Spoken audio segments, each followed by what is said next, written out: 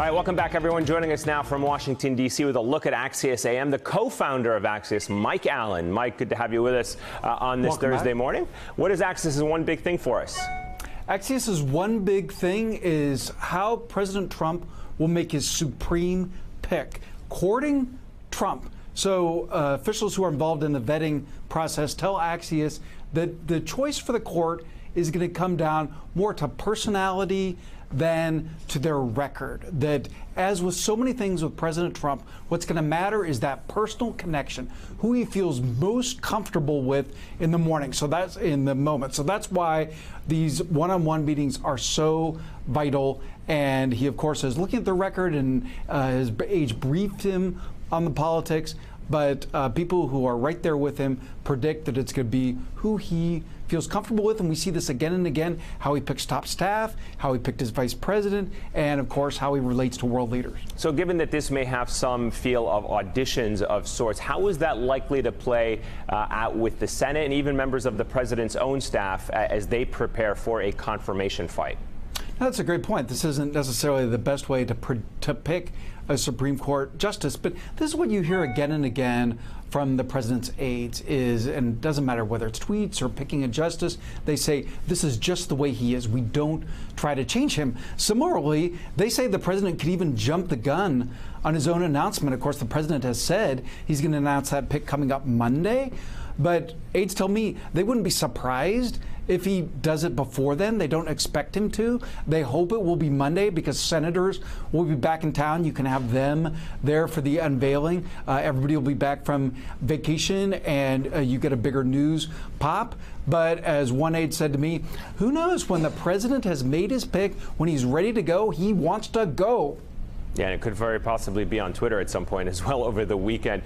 Let's switch gears for a moment. If the president pulls out from the World Trade Organization, what are the risks to the world global trading order as we know it?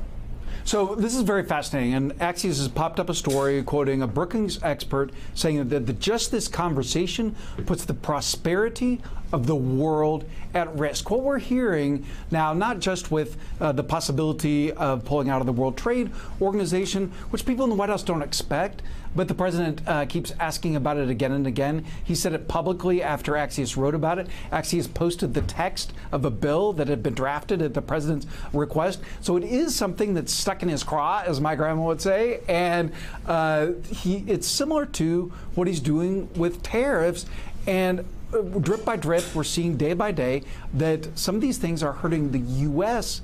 economy. So Republicans now are so optimistic about 2020. They say he has peace and prosperity, but there are more and more signs that the actions the president has taken around the globe could impact not only prosperity in other countries, but also could hurt here, and even particularly in Trump country, where there are a bunch of automobile plants. Mike, a little bit off script here, but given the fact that we're talking about trade and possibly tariffs, do we expect the president and this White House to follow through with the tariffs on China tonight at midnight? So there's no indication that they're backing away from that. And the next move in this is so high stakes. China could go as far as calling for a boycott on U.S. products. So we're plunging into the great unknown here. The president's advisors have told him that, but he said, let's go. Yeah, and of course, we're going to wait and see what happens in a few hours from now, China deferring to the U.S. to make that first move. Mike Allen, stand by. We're going to see you in just a second on Morning Joe. We're also going to be reading Axios AM in just a little bit.